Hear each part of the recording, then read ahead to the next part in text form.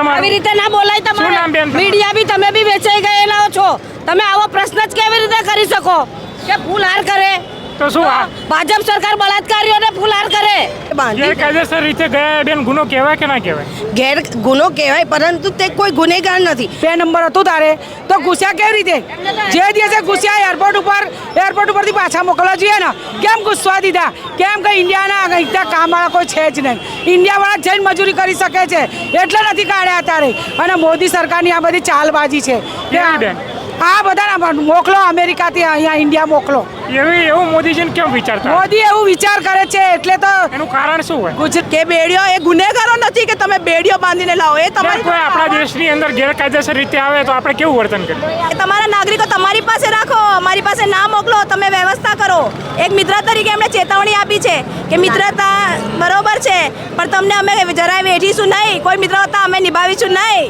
એટલે હું વિદેશમાં જવાના 50 લાખ રૂપિયા આવે છે ક્યાંથી ખેતરો વેચ્યા બાપ દાદાની જમીનો વેચી એમણે બાપ દાદાની મિલકતો વેચી એમણે બોલો તો મિલકતો વેચીને ભારતમાં ધંધો ના થાય બેન હા નહીં હા જી શું નામ બેન આપનું ઝીલ શાહ અમદાવાદ સાઇડ પ્રેસિડેન્ટ જે ઘટનાનું નિર્માણ થયું છે તે ખૂબ જ શરમદાયક ઘટના છે બરાબર છે જ્યારે હેલો ટ્રમ્પ કરી અને ટ્રમ્પને વેલકમ કર્યા હતા મોદીએ અને જ્યારે એમ હતું કે વિશ્વામિત્રી અને વિશ્વાગુરુ કે જે એમણે ભાઈબંધી દેખાડી હતી તે ભાઈબંધી ક્યાંય દેખાઈ નથી રહી અને ગુજરાતીઓનું કોલંબા જેવા દેશે એમ કીધું જે નાનો દેશ છે તેમણે કીધું કે સ્વમાનબેન અમારા નાગરિકોને પાછા મોકલવામાં આવે જ્યારે આપણા જે ગુજરાતીઓ છે તેમને હાથમાં હથકડી અને પગમાં બેડીઓ જાણે કેટલો મોટો ગુનો કર્યો હોય તે રીતે 40 કલાક ભૂખ્યા તરસ્યા રાખી અને જે રેગ્યુલર પ્લેન હોય તેની જગ્યાએ મુસાફરીના પ્લેનની જગ્યાએ બીજા પ્લેનમાં પણ મોકલી આપવામાં આવ્યા છે તે રીતે ખૂબ જ શરમદાયક ઘટના છે આ સરકાર માટે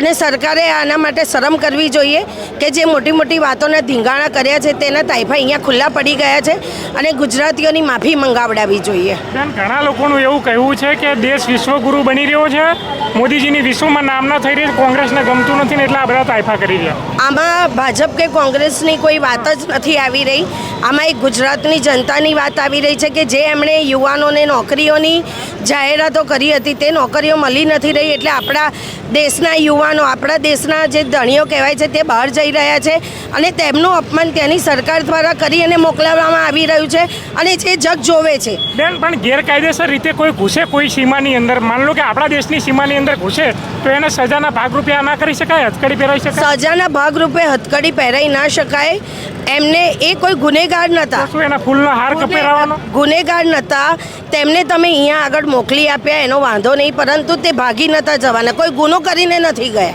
અહીંયાથી કોઈ ક્રાઇમ રેકોર્ડ કરીને એ લોકો ત્યાં ગયા હોય તો તમે હથકડી પગમાં બેડીઓ બાંધીને મોકલી શકો યુવાનો ભણવા ગયેલા હતા કે જે તમે કહો છો તેમ ગેરકાયદેસર રીતે ગયેલા જે કાનૂની વર્તન કહેવાય પરંતુ જે રીતે તેમને ગેરકાયદેસર રીતે ગયા બેન ગુનો કહેવાય કે ના કહેવાય ગુનો કહેવાય પરંતુ તે કોઈ ગુનેગાર નથી તેમને ત્યાંથી સાદી રીતે પણ હથકડી વિના પણ અહીંયા મોકલી દીધા તો તે આવા તૈયાર જ હતા જે એક છોકરીનો મેં ઇન્ટરવ્યૂ જોયો તેમણે કીધું કે 40 કલાક અમને ખાવાનું નથી આપ્યું હાથમાં હથકડીઓ પહેરાઈ હતી એટલે હાથ સૂજી ગયા છે એ અહીંયા આગળ તમે નોકરીઓ નથી આપી શકી અહીંયા આગળ તમે ફેલ ગયા છો જે 2 કરોડ નોકરીઓના વાયદા કર્યા હતા તમે એમાં પૂરા પડી નથી શક્યા ત્યારે યુવાનોને તમારો દેશ છોડી અને બીજા દેશમાં જવાની જરૂર પડી રહી છે આ સમજવું જોઈએ વિશ્વગુરુ થવા જઈ રહ્યા છો તો આપણા યુવાનો આપણો દેશ છોડીને કેમ બહાર જઈ રહ્યા છે તમારા દેશનું યુવાધન બહાર ગયેલું છે જેને સન્માનભેર લાવવાની જવાબદારી એ સરકારની હોય આપણા 140 કરોડ દેશવાસીઓ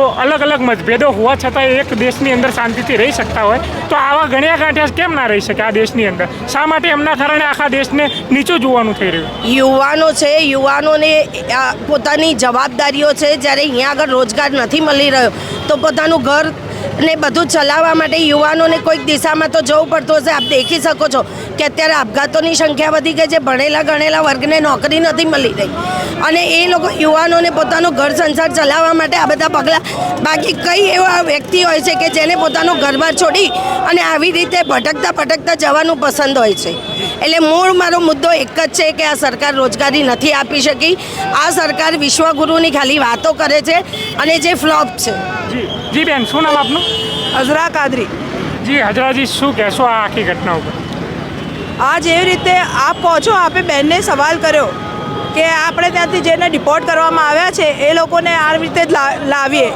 તો ભાઈ એ લોકો ગયા કેમ કે આપણે ત્યાં બેરોજગારી છે બધે કોઈ જગ્યાએ કોઈ વ્યવસ્થા નથી, કોઈના પરિવારો માટે ખાવાનું નથી, કોઈ કેટલી વસ્તુઓ નથી.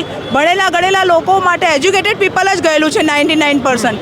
એટલે એ લોકો માટે કોઈ ભવિષ્ય એમને અહીંયા નથી દેખાતું. એમનું ભાજપ સરકારમાં એમને કોઈ ભવિષ્ય નથી દેખાતું. એ લોકો લાખો રૂપિયા ખર્ચીને ત્યાં ગયા છે અને ત્યાં એ લોકોએ કોઈ ગુનાહિત એવી પ્રવૃત્તિઓ નથી કરી કે એમને ગુનેગારોની જેમ બેડીઓ પહેરાવીને લાવવામાં આવે.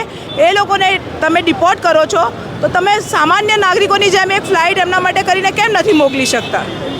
અમેરિકાના રાષ્ટ્રપતિએ એ લોકોને ભારત પરત મોકલીને શું સંદેશો મોકલ્યો છે?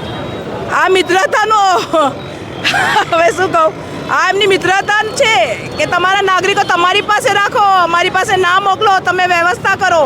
એક મિત્ર તરીકે એમણે ચેતવણી આપી છે કે મિત્રતા બરોબર છે પણ તમને અમે જરાય વેઠીશું નહીં, કોઈ મિત્રતા અમે નિભાવીશું નહીં. એટલે મોદીજી ત્યાં જઈને ગર્મજોશીથી હાથ મિલાવે છે, પછી ગળે મળે છે, મતલબ એ બધી લાજ ના રાખી?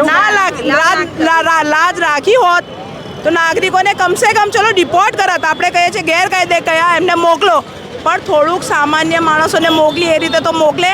હથકડીઓ લગાડીને 40 કલાક સુધી બેસાડી ભૂખ્યા તરસ્યા એવી રીતે સ્પેશિયલ ફ્લાઇટ કરીને મોકલે એ કઈ મિત્રતાનું ઉદાહરણ છે? ભાઈ ઘણા લોકો એવું કહે છે કે હાથકડીઓ ના પહેરાવે તો એમને ફૂલના હાર કરે. અરે હથકડીઓ ના પહેરાવે તો ફૂલના હાર પહેરાવવાની એ જરૂર નથી ભાઈ, પણ એક સામાન્ય નાગરિકને જે સન્માન મળે એટલું સન્માનથી તો લવાય ને આપણા નાગરિકોને ભાઈ. કે બેડીઓ એ ગુનેગારો નથી કે તમે બેડીઓ બાંધીને લાવો. એ તમારી કોઈ આપણા દેશની અંદર ગેરકાયદેસર રીતે આવે તો આપણે કેવું વર્તન કરીએ? એ ગેરકાયદેસર રીતે આવે તો એ કેવો પર્સન છે એની ઉપર આધારિત છે. એ આતંકવાદી છે, એ કોઈ ક્રિમિનલ છે, સામાન્ય વ્યક્તિ છે, એજ્યુકેટેડ પર્સન છે, એ જોઈ એને આપણા દેશને શું નુકસાન પહોંચાડ્યું છે એ જોઈને નિર્ણય લેવાય કે આને કેવી રીતે ડિપોર્ટ કરવું. મહિલાઓ બાળકોને આવી રીતે હથકડીઓ મહિલાઓ છે, તમે જોયા હશે ફોટોગ્રાફ્સ વિડીયોઝ, મોસ્ટલી મહિલાઓ કેટલી બધી છે, તો લેડીઝને આવી રીતે લવાય ભાઈ? તો એ કેવી રીતે લવાય? અમારો પ્રશ્ન છે કે સરકારને એટલું તો હોય ને. જી બેન, શું નામ તમારું? આવી રીતે ના બોલાય તમારે. શું નામ બેન? મીડિયા બી તમે બી વેચાઈ ગયેલા છો. તમે આવો પ્રશ્ન જ કેવી રીતે કરી શકો કે ફૂલહાર કરે? તો શું ભાજપ સરકાર બળાત્કારીઓને ફૂલહાર કરે? નહીં જોતા તમે? બળાત્કારીઓને ભાજપ સરકાર ફૂલહાર કરે. આવો જ આપણા દેશમાં જે ઘટના ઘટી, આપણા ગુજરાતીઓ જે રીતે પાછા આવ્યા એવી રીતે બીજા દેશમાં પાછા આવ્યા, પણ એમણે એમનું પોતાનું વિમાન મૂક્યું. મોદી સાહેબ એવું નથી કરી શકતા? એમનું પોતાનું વિમાન મૂક્યું ને એમને કે મારા દેશના નાગરિકો સહી સલામત આવવા જોઈએ, તો કેમ મોદી સાહેબે એવું ના કર્યું કે મારા દેશના નાગરિકો સહી સલામત આવે? બેડીઓ કેમ પહેરાવી એમણે? હાથમાં ને પગમાં બેડીઓ કેમ પહેરાવી? તમે વારંવાર એક પ્રશ્ન કરો, ફૂલહાર કરે. તમે મીડિયા બી વેચાઈ ગયેલી છે. મીડિયા બી વેચાઈ ગયેલી છે. પણ બધા કહે છે કે ગેરકાયદેસર ગુનેગાર છે, એમ ગેરકાયદેસર 3 ફેરી બોલ્યા કે ફૂલહાર કરે. ફૂલહાર તો બીજેપી કરે બળાત્કારીઓને. તો બેન, ગેરકાયદેસર કોઈની સીમામાં ઘૂસવું કેટલું યોગ્ય? હે? ગેરકાયદેસર તો ભાજપ સરકાર આપતા નહીં ને રોજી રોટી, તો વિદેશમાં કમાવા ગયા, ઘરના ખેતરો વેચ્યા, ઘરની મિલકતો વેચી, અત્યારે બિચારા ઘરબાર વગરના થઈ ગયા એ લોકો. તમે જોતા નહીં? રોવે છે, ઘરમાં રડે છે, અંદર ઘરમાં માતમ થઈ ગયો. તમે જોતા નહીં? હમણાં 2 મહિના પહેલા ગયેલા માણસો પાછા આવી ગયા 50 લાખ ખર્ચીને. ભાજપ સરકાર રોજી રોટી આપે તો ક્યાંય નહીં જાય. કેમ નહીં આપતા ભાજપ સરકાર? તમે એમ કહો છો કે આ ગરીબો છે, અમને રોજગાર નથી, 50 લાખ રૂપિયા લાવે છે ક્યાંથી? ભાજપ સરકાર ખાલી હિન્દુ મુસલમાન કરવા વિદેશમાં બીજું એમને કઈ આવડતું જ નહીં. વિદેશમાં જવાના 50 લાખ રૂપિયા આવે છે ક્યાંથી? ખેતરો વેચ્યા, બાપ દાદાની જમીનો વેચી એમણે, બાપ દાદાની મિલકતો વેચી એમણે. બોલો, તો મિલકતો વેચીને ભારતમાં ધંધો ના થાય બેન? હા નહીં. હા, ધંધા છે ક્યાં? ધંધા ઉપર આવી રીતે જ કરો. જીએસટી વધારી દીધી, હેરાનગતિ બધી રીતે. તમે જોતા નહીં કઈ રીતે થઈ રહ્યું છે દેશમાં? તો શું નામ બેન તમારું? હંસાબેન મકવાણા, બેરમપુરા. જી બેન, શું કહેશો? પુષ્પાબેન વાઘેલા બોલું છું. હવે આ મોદી સરકાર છે ને, બધી તાનાશાહી બધી બતાવે છે. આ બધા જે ઇન્ડિયાના અહીંયાથી ભારતમાંથી ગયા છે એ માણસો એ કમાવા માટે ગયા છે. અહીંયા રોજીરોટી નથી મળતી એટલે એમને એમ કે ત્યાં જઈએ તો સારા કમાણી મળે. અહીંયા 10 BA ભણેલા કોલેજ કરેલા છોકરાઓને 10,000 15,000માં કુરિયરમાં કામ કરવું પડે છે. કોઈ જગ્યાએ નોકરી મળતી નથી. ત્યારે છોકરાઓ કંટાળી બીજા જતા રહે છે. કેમ કે અહીંયા મોંઘવારી એટલી બધી વધી ગઈ છે કે મોંઘવારી માજા મૂકી દીધી છે. એટલે એ લોકો ત્યાં જાય તો કે વધારે પૈસા કમાઈને આવીએ અને અમારા ઘરનું ગુજરાન ચલાવી શકીએ. અમારા બેન બેટીઓના વ્યવહાર કરવાના હોય છે. એ વ્યવહાર અમે નથી કરી શકતા. 10-15,000માં આવે છું, મહિનો રોટલી ખાઈ નહીં શકતા, 2 ટાઈમનું ટંગ અનાજ ખાઈ શકતા નથી. તો માણસો શું કરે? કંટાળી વિદેશ જવાનું કહે છે. બેન એમ કહેવા માંગુ છું કે 140 કરોડના આપણા દેશવાસીઓ છે, બરાબર? બધાને તકલીફ પડતી હશે, તેમ છતાં આપણા દેશ પ્રત્યે એટલો પ્રેમ છે કે કોઈ આવી રીતે ભાગીને નથી જતું. ભાગીને નથી ગયા. એ લોકો એમની રીતે ગયેલા છે અને ત્યારે ઘૂસ્યા ત્યારે કેમ નહીં કાઢ્યા? 2 નંબર હતું તારે તો ઘૂસ્યા કેવી રીતે? જે દિવસે ઘૂસ્યા એરપોર્ટ ઉપરથી પાછા મોકલવા જોઈએ ને, કેમ ઘૂસવા દીધા? કેમ કે ઇન્ડિયાના ત્યાં કામવાળા કોઈ છે જ નહીં. ઇન્ડિયાવાળા જઈને મજૂરી કરી શકે છે એટલે નથી કાઢ્યા અત્યારે. અને મોદી સરકારની આ બધી ચાલબાજી છે. આ બધા મોકલો અમેરિકાથી અહીંયા ઇન્ડિયા મોકલો. એવું મોદીજીને કેમ વિચારતા? મોદી એવું વિચાર કરે છે એટલે તો એનું કારણ શું હોય? ગુજરાતના શાંતિથી જીવવા નહીં દેવા. કંઈ ને કંઈ આવા મમરા મૂકી દે. GST લાઈન મૂકી દેશે, નોટબંધી લાઈન મૂકી દેશે, બળાત્કારીઓના ફૂલહાર કરશે, કોઈ સજા નથી મળતી. અને નામના માણસ દારૂ પીધો હશે ને તો એને કરી દેશે પોલીસ સ્ટેશનમાં અને બળાત્કાર કર્યો છે લઈને અમેરિકા જતા કેમ ના પકડ્યા? આલિયાના ને માલિયાને બધા જતા રહ્યા, કેમ ના પકડ્યા? કોઈ નહીં. એકને પકડ્યો ત્યાં કોઈ લાયા નથી લાયા. અને એ લોકો જાય, એ લોકો રહેવાની સુવિધા કરી આલે, અહીંથી રૂપિયા મોકલે અને એ લોકોને સગવડ કરે.